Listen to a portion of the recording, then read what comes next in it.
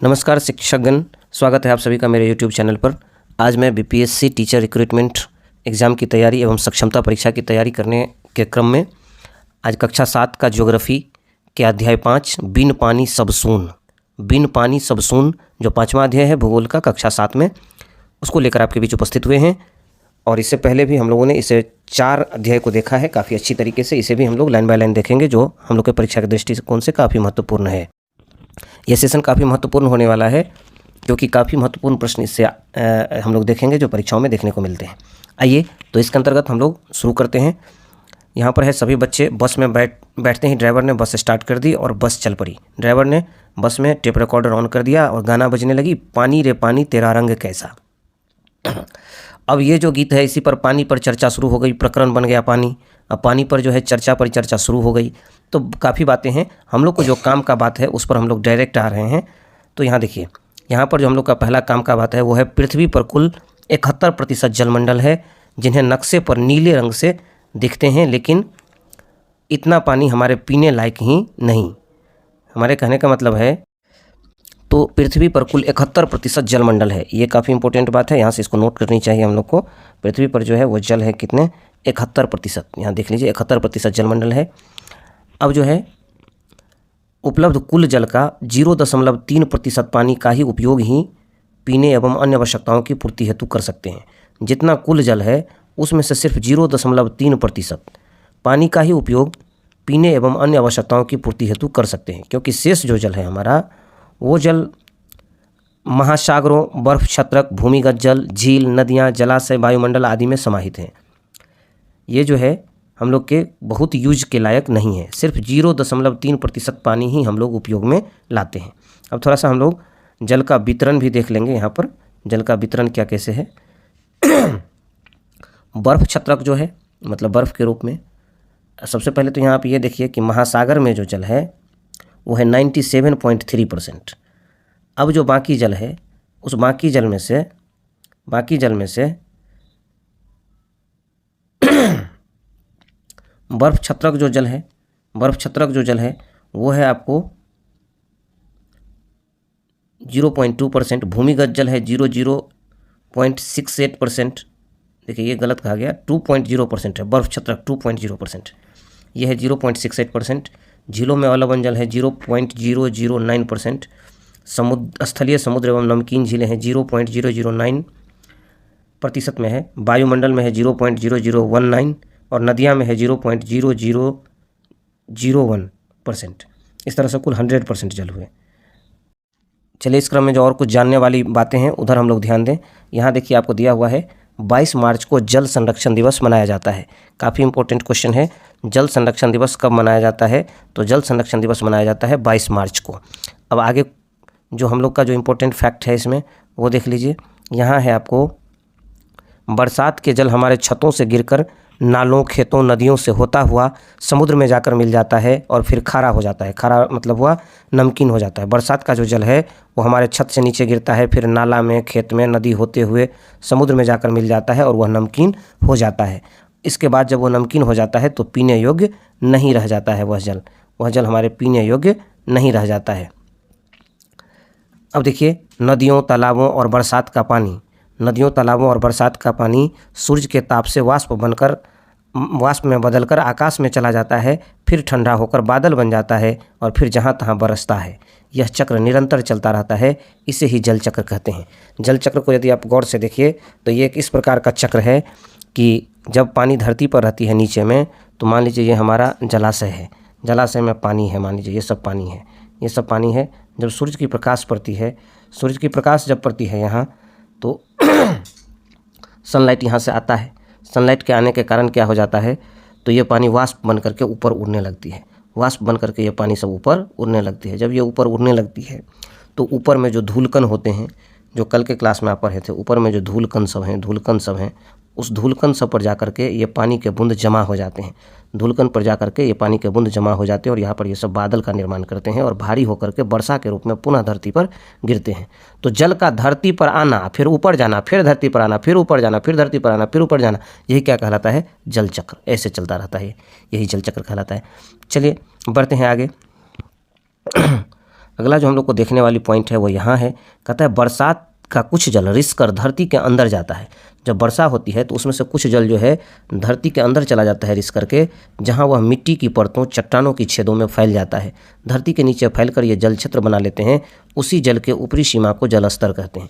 जब वर्षा होता है तो कुछ जल तो जलवाष्प बनकर ऊपर चले जाते हैं और कुछ जल जो है ज़मीन में रिस करके अंदर चले जाते हैं, जहाँ वह चट्टानों के छेदों में फैल जाता है, मिट्टी के परतों में फैल जाता है, जिसको हम लोग लेयर कहते हैं कि यहाँ पर लेयर मिल गया।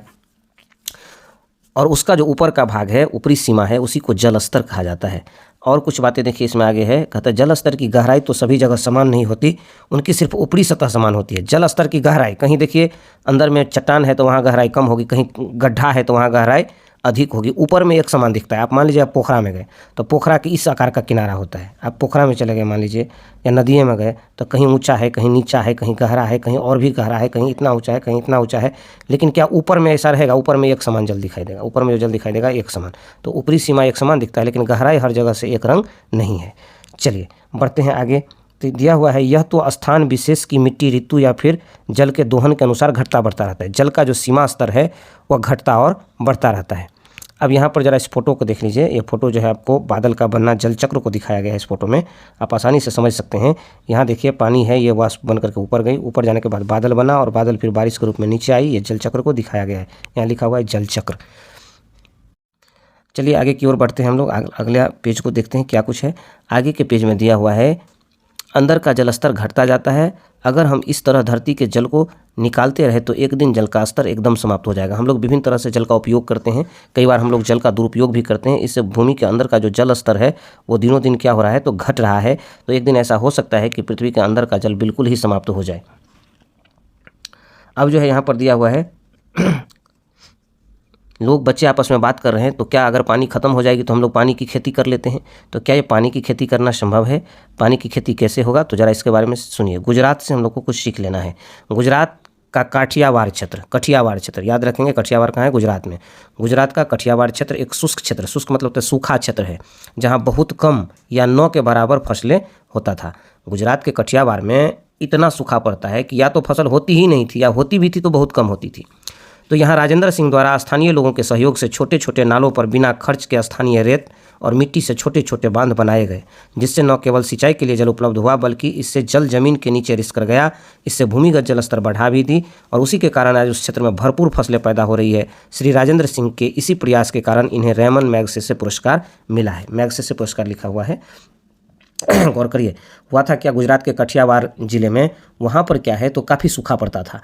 तो जब सूखा पड़ता था तो वहाँ पर या तो फसल होती ही नहीं थी, या होती भी थी तो बहुत कम होती थी। तो वहाँ पर एक व्यक्ति थे जिसका नाम था राजेंद्र सिंह।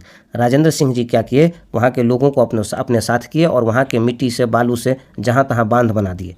समझ गए? अब वो जो छोटे मोटे बांध बने, इससे क्या हुआ तो पानी जो बह करके कहीं चली जाती थी उसका रुकाव हुआ। बारिश के समय में रुकाव होने से फसल के लिए भी वो सिंचाई का काम किया, और साथ ही उसमें से कुछ जल रिस करके ज़मीन के अंदर भी गए। तो जहाँ बिल्कुल ही पानी नहीं था वहाँ पर पानी का स्तर बन गया और आज वहाँ पर काफ़ी अच्छी खेती हो रही है। तो इस कारण से राजेंद्र सिंह जी को मैगसेसे पुरस्कार मिला। आइए बढ़ते हैं आगे। इस तरह के प्रयास को ही वाटर हार्वेस्टिंग कहते हैं। वाटर हार्वेस्टिंग मतलब जल की खेती करना। ऐसा ही कुछ प्रयास को वाटर हार्वेस्टिंग कहा जाएगा कि जल को किसी तरह से बढ़ावा दिया। आगे बढ़िए कि बरसात का पानी छतों से गिरकर नालियों, सड़कों, खेतों से होता हुआ नदियों तक, फिर नदियों से समुद्र तक पहुंच जाते हैं। समुद्र में यह मीठा जल खारा हो जाता है। हमें बरसात के पानी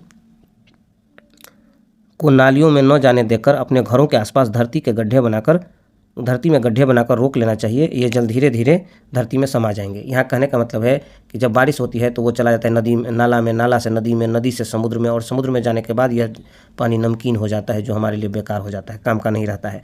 हम लोग को चाहिए कि अपने घर के आसपास गड्ढा खोद करके जल को उसमें संग्रहित कर ले। संग्रहित करने से क्या हो जाएगा तो ये पानी धीरे धीरे रिस करके ज़मीन के अंदर चली जाती है, जिससे ज़मीन के जलस्तर में वृद्धि हो जाती है और वो भविष्य में उपयोग के लायक हो जाता है। लेकिन समुद्र में जाने के बाद ये कोई काम का नहीं रहता है। बढ़िया आगे है, बरसात का पानी जब तालाबों में, खेतों में होता हुआ नदियों में बहता है तो अपने साथ मिट्टी, बालू, पत्थर और खनिज व लवणों को बहा लेती है। फिर यही पानी समुद्र में जा मिलता है। लगातार वाष्पीकरण के कारण जल तो भाप बनकर उड़ जाती है, जबकि लवण भारी होने के कारण वहीं जमा रह जाता है। आज समुद्र के जल में औसतन 1 kg जल में लगभग 35 ग्राम नमक घुली हुई है, इसीलिए समुद्र का पानी नमकीन या खारा होता है। होता क्या है कि समुद्र की पानी दिनों दिन नमकीन क्यों होती जा रही है? मान लीजिए कि समुद्र का जो जल है, समुद्र का जल में क्या होता है, जो पानी वाष्प बनकर उड़ गया, पानी न उड़ गया, लेकिन पानी के अंदर में जो धूलकन था, मिट्टी था, बालू था, पत्थर था, खनिज लवण था, वो तो सारे इसी में रह गए। तो नमक वाली भी चीज़ तो उड़ा नहीं, नमक तो इसी में जमा रह गया। तो जो भी पानी आएगा वो पानी क्या हो जाएगा? नमकीन हो जाएगा। अभी क्या हो गया है, पर 1 केजी समुद्री पानी में 35 ग्राम जो है वो नमक मिल रहा है। 35 ग्राम क्या मिल रहा है? नमक। 1 केजी पानी पर 35 ग्राम नमक मिल रहा है।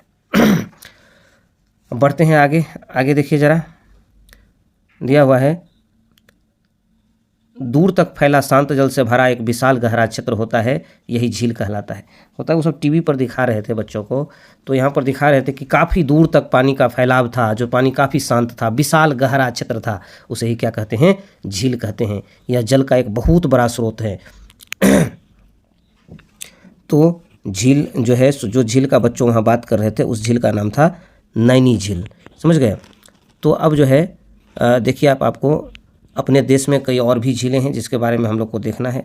अपने देश में जो झील हैं वो कौन से झील हैं? वुलर झील है। अपने देश में जो झील हैं, वुलर झील, पिछोला झील, लूनर झील, कोलेरू झील, फतेहपुर सागर झील, सांभर झील, डल झील, ये सब हमारे देश के झील हैं। बच्चों ने पूछा क्या बिहार में भी कोई झील है? काफ़ी अच्छा प्रश्न है, समझ गए? हाँ, बिहार में ये कई बार पूछा गया है और ज़्यादा उम्मीद करिए कि पूछा जा सकता है। बिहार में झील है, बेगूसराय में है कांवर झील। बेगूसराय में है कांवर झील, काफ़ी इंपॉर्टेंट, BVI। बेगूसराय में कौन सा है? कांवर झील। और लखीसराय में है बरैला झील। लखीसराय में है बरैला झील। बिहार में ये सब झील है। बेगूसराय में कांवर झील और लखीसराय में बरैला झील। कहता है पापा मुंबई में तो झील है। देखिए, मुंबई में झील नहीं है, मुंबई में सागर है। आप भारत के नक्शा में देखिएगा, जहाँ पर महाराष्ट्र है, मैप में देखिएगा, यहाँ पर जहाँ पर महाराष्ट्र है, यहाँ गुजरात है, समझ गए? यहाँ पर महाराष्ट्र है और ये जो है आपका अरब सागर है, समझ गए? तो इस सागर है, यहाँ पर है बंगाल की खाड़ी, यहाँ पर है बंगाल की खाड़ी, बे ऑफ बंगाल। तो यहाँ पर अरब सागर है, तो यहाँ पर है महाराष्ट्र, समझ गए? तो महाराष्ट्र के पास क्या है? आपको सागर है, झील नहीं है, क्या है? यहाँ पर सागर है। अब है अगला जो है हम लोग का, इसमें देखना, अगला है हम लोग का,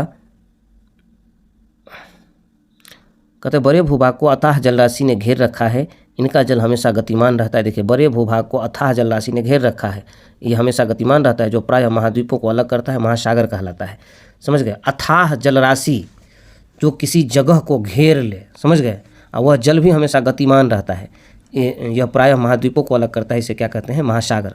महासागर के एक भाग को सागर कहते हैं, जो प्रायः किसी अवरोध के कारण पूर्ण रूप से महासागर में नहीं मिलता। अब सागर क्या होता है? तो सागर महासागर का ही एक भाग होता है, जो किसी रुकावट के कारण, किसी अवरोध के कारण पूर्ण रूप से महासागर में नहीं मिल पाता। तो महासागर ऐसा है, तो यहीं पर ऐसे है सागर है, किसी अवरोध के कारण क्या हो गया? तो ये जो है महासागर में नहीं मिल पाया। तो यही जो है आपका, ये हो गया महासागर और ये हो गया सागर। जब समुद्री सतह पर हवाएं चलती है तो हलचल से तरंग उत्पन्न होती है। इस पर जो हवा चलेगा तो हलचल से क्या होगा? तरंग उत्पन्न होगा। तरंग मतलब ऐसे ऐसे पानी उठने लगती है। जब हवाएं तेज चलती है महासागर के सतह पर तो हलचल के कारण क्या होता है? तरंग उत्पन्न होता है। हवाएं जल को धकेलती है और जल ऊपर से नीचे होने लगता है, जिसे लहर कहते हैं। ऐसे ऐसे पानी होने लगता है, समझ गए? इसे क्या कहते हैं? लहर कहते हैं।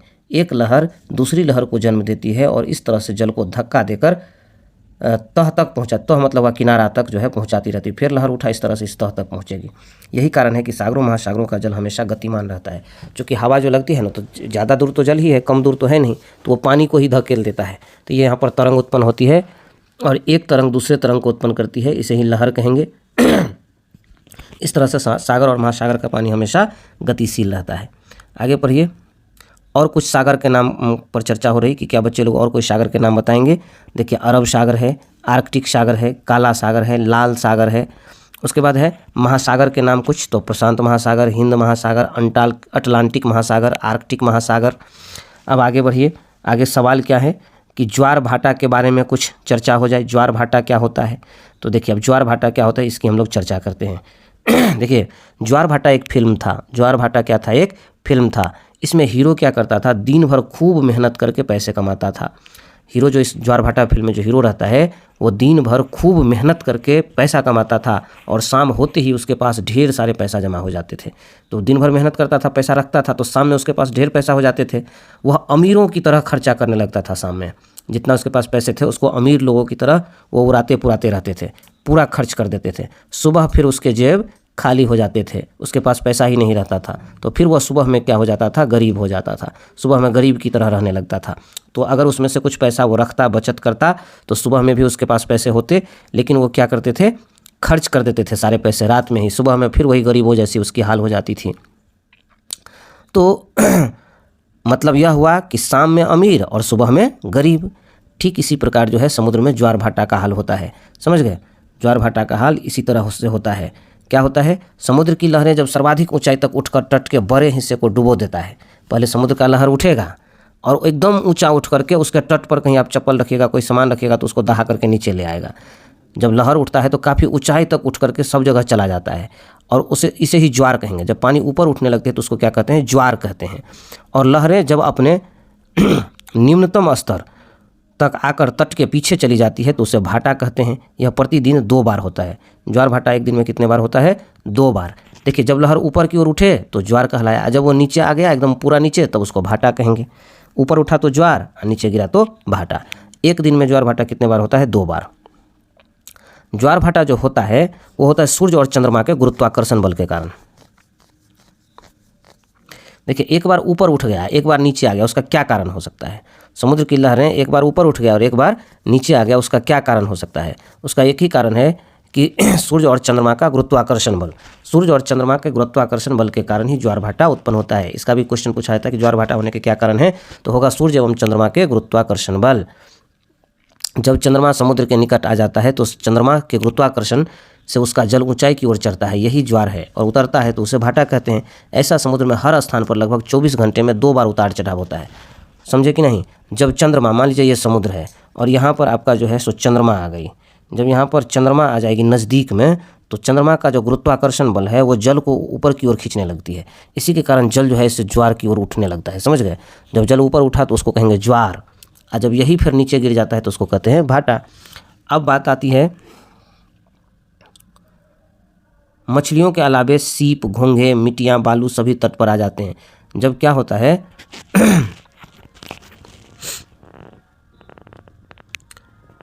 जब ज्वार आता है ना तो अपने साथ मछली, सीप, घोंघा, मिट्टी सबको तट पर ले जाते हैं।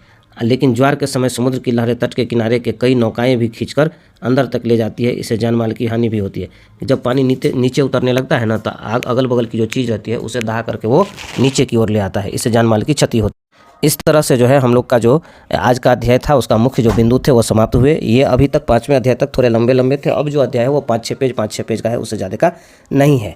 तो आइए देखते हैं जरा हम लोग इसके क्वेश्चन आंसर को, अभ्यास प्रश्नों को। चलिए बनाते हैं। पहला है, सही विकल्प को चुने। पहला है, पृथ्वी पर जलमंडल का हिस्सा है। अभी हम लोगों ने पढ़ा था पृथ्वी पर जलमंडल का हिस्सा कितना है, 71%। गौर से देखिएगा, अभी हम लोगों ने पढ़ा है इसका पृथ्वी पर जो जलमंडल का हिस्सा है वो कितना है, 71%। उसके बाद है, मुंबई किस सागर के किनारे स्थित है? अभी हम लोग पढ़े थे अरब सागर। मुंबई कहाँ है? अरब सागर के किनारे है। चंद्रमा के गुरुत्वाकर्षण से जल ऊंचाई की ओर बढ़ता है, यह स्थिति क्या कहलाती है? चंद्रमा जो के गुरुत्वाकर्षण जल ऊपर की ओर जब उठता है तो उसको क्या कहते हैं, ज्वार। अब आगे पेज नहीं होगा, यहीं से देख लीजिए, मैं पढ़ता हूँ। इनमें कौन झील है? अभी ये पढ़े थे फतेहपुर सागर क्या है, एक झील है। फतेह सागर क्या है, एक झील हम लोग पढ़े थे अभी। फतेह सागर एक झील है, इसके बारे में पढ़े थे कहीं।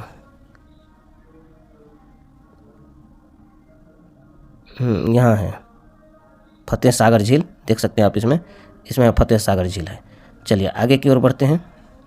ऑब्जेक्टिव हो गया, अब खाली स्थान है, मैं पढ़ देता हूँ। पहला है, नदी का जल समुद्र में गिरकर खाली स्थान हो जाता है, खारा हो जाता है, नमकीन हो जाता है नदी का जल समुद्र में गिरने से। ज्वार भाटा कहाँ होता है? समुद्र में होता है। ज्वार भाटा चंद्रमा और सूर्य के गुरुत्वाकर्षण बल के कारण होता है। इसमें खाली स्थान में भराएगा चंद्रमा और सूर्य। उसके बाद है, जल संरक्षण दिवस पढ़े थे 22 मार्च को मनाया जाता है। तो इस तरह से आज की हमारी कक्षा जो है वो यहीं समाप्त होती है। फिर मिलते हैं अगले अध्याय के साथ कल तक। यदि आप नए हैं तो मेरे चैनल को सब्सक्राइब करिए, बहुत ही फ़ायदेमंद है। आपको हर क्लास की, हर विषय की अध्यायवार वीडियो मिलेगी। धन्यवाद।